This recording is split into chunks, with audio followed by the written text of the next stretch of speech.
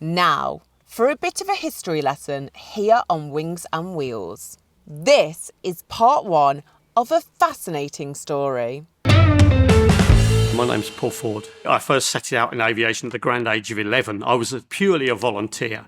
And as time has come on and I've worked on more and more aeroplanes for more and more people, I felt that I became a great enthusiast on a voluntary basis.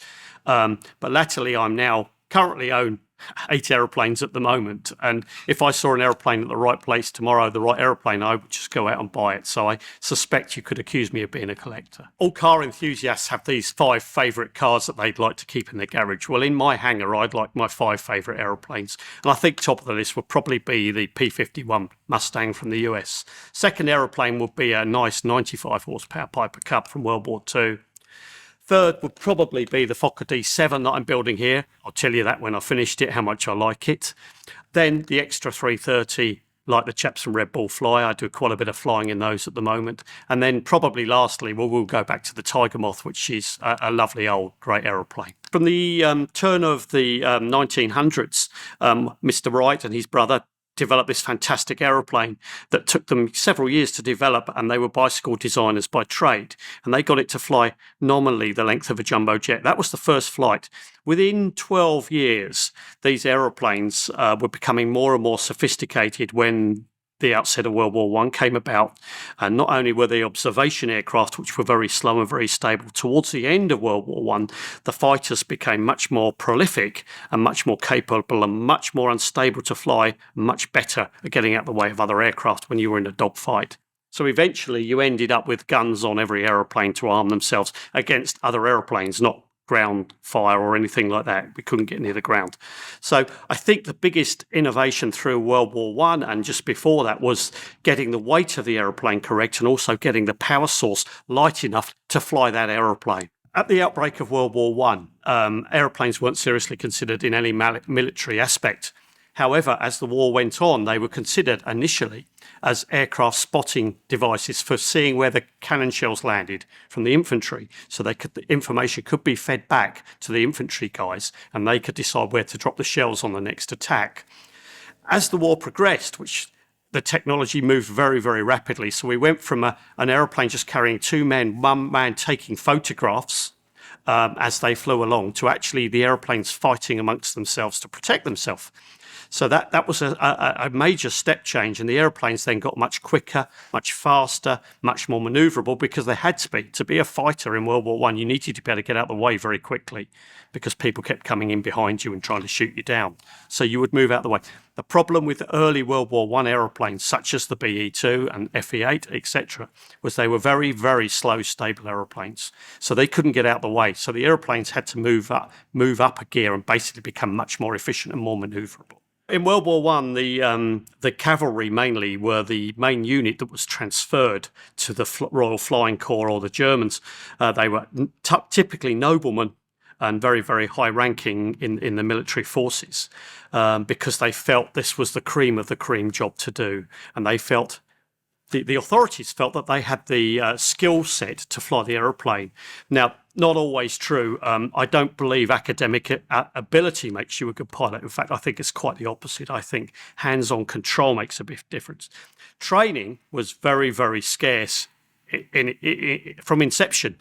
Basically, most of these aeroplanes were single seats, so you really couldn't train anybody very well. There were 1 or 2 twin-seat aeroplanes that they flew about in on occasion, but basically you were taught the basics of flying, and then you were sent on your way. Your average flight lifespan in an aeroplane was about 12 hours. Chances are you'd been shot down or you died in a landing accident prior to that. The machine guns were pretty unique to the Germans. They decided that they wanted to point the aeroplane at the target to try and shoot the target down. So they actually pointed the aeroplane in the direction in which they wanted to shoot. The British had a different system where they had generally another gunner who could turn around on a pivot and actually work the guns. The problem with that is you've then got to have 2 people in the aeroplane again. So the Germans came up with this innovation that basically is a camshaft that interrupts the machine gun so they can shoot through the propellers. The French came up with various ideas, including putting metal plates on the back of the propellers, which meant the bullets would then, if they hit the propeller, would come back to you. This particular model, as was the triplane, could shoot through the propeller using a camshaft to prevent the gun firing as the propeller came over in front of the gun. Anthony Fokker, who designed this particular aeroplane behind us we see today, he was a Dutchman, and initially he went to the British forces in World War I and offered his services. They rejected him, and so he went to the Germans. He made aeroplanes for them. Anthony Fokker was a very, very, very high-class engineer, very clever designer, as was A.V. Rowe and some of the others in this country. All very, very clever lads. All in their early 20s, innovators, as we would see them today. And basically, he developed many, many aeroplanes. And he continued after World War I to develop some passenger aeroplanes for the likes of KLM and other airlines. When World War I broke out, the German Air Force used to have a competition every year to find out which was the best aeroplane from the local aircraft manufacturers. Anthony Fokker, towards the end of World War I, wasn't sure whether there would be an inline engine available or whether they would still be using the rotary engine. So they were unsure of availability of parts, essentially. So this aeroplane was selected because both BMW and Mercedes came up with an engine that was suitable, that would run the aeroplane more efficiently than the rotary engine. The aeroplane itself is supposed to be a nice aeroplane to fly nice and stable, and it won the competition hands down.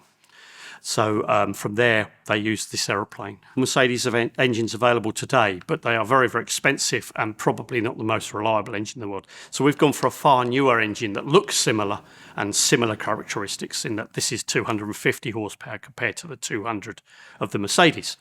There are a couple of downsides to that, but essentially this is a much cheaper, a much more efficient engine to run.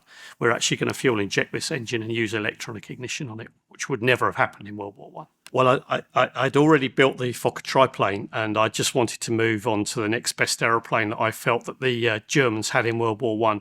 I've worked on some British aeroplanes. They're very complex to build. The German or the Dutch aeroplane is a much simpler aeroplane to build. I'm an engineer by trade, and I'm used to welding and cutting metal and wood and all those other good things that we do in engineering. And it's a fairly straightforward build in that the tube steel fuselage is all metal and can be welded or brazed, and the wings are all made with wood, so not too difficult to build. We've spent about 1,500 hours so far. I think the total build time will be around about 4,000 hours. I've had lots of volunteers help me on a weekly basis, and there's no way it could be done without volunteers helping you. Most of them are trained engineers by trade from the motor industry or the aviation industry, or woodworkers even, because there's a lot of woodwork in this aeroplane. I started building this aeroplane about 5 years ago, actually at Sywell, with a team of volunteers who helped me greatly. And basically, we came across these drawings that we'll show you in a minute or two, and we built from those. And basically, it was a steel tube fuselage. All the metal came in from America. It's a high-grade material that's only available in the US at this time. Basically, we started building just purely from the drawings, and we've carried on that way. The wings were constructed laterally, and they're made all in wood with Sitka spruce spars, laminated spars, which are quite complex, that look like a ladder. The ribs were cut out on a CNC machine, so the shapes are all spot on from the original drawings we have in front of us today. These aeroplanes are quite difficult to build. One of the biggest challenges is actually getting a workbench long enough to build the aeroplane. The spars are up to 28 foot long, two of them, and they've got to be built on a dead straight flat board, and that's quite a length when you start to think about it, to keep the whole thing flat and in position. The scheme in which we're doing this aeroplane in will be Rudolf Stark's, in that it's a 5-colour lozenge scheme all over the aeroplane, and then with lilac flecks painted on also. Rudolf Stark scored, I believe, 11 victories and 6 unconfirmed victories in World War I. It was a very famous World War I ace next to Richthofen. The lozenge colour scheme is basically, it was a camouflage that they used that came out of the factory printed on, and it had 5 or 6 different colours top and bottom, and it was a good camouflage scheme, but the colours are quite bright. There's yellows and greens and blues mainly in the scheme. The classic car market is growing exponentially, and it's fantastic, and all sorts of people are investing in classic cars and trying to keep the technologies going in the background, which is not easy, in that there are very few young people coming into the hobby, sport, whatever you wish to call it. But I do believe that aeroplanes will be much the same in the near future, in that they will become the values will increase rapidly and they'll be collector's pieces. I hope that they continue to fly, but I'm not absolutely sure how that will work out in the fullness of time with increasing insurance policies and other risks there in the marketplace. But I think this would happen exponentially as well. Most of my volunteers are in their late 60s, to be honest. They're mostly ex-engineers from Rolls-Royce or various other aspects or the airlines, and they all come and work on a voluntary basis for me and keep the skills going. The problem with the youngsters that we need to bring them online, and we have got some volunteers that help us, but it's quite difficult to train them. I mean, at Derby at the moment, we're trying to set up some sort of apprentice scheme, so some of these skills can be transferred to the people of the future, which is at the end of the day where this thing has to keep going, otherwise it will just come to a grinding halt. As we've discussed, I am a collector of aeroplanes, and I would hope that the aeroplanes would continue to fly. I would continue to keep them in our family. My son is very busy learning to fly at the moment, and he hopes to take on the business when we've completed it. And he will continue to fly the aeroplanes until such time as he becomes infirm or the insurance becomes so great that we actually can't afford to run the aeroplanes any longer. In the future, we need to consider that we may be the last generation that are actually carrying out aircraft restorations and replica builds. And I find that very, very worrying and quite sobering.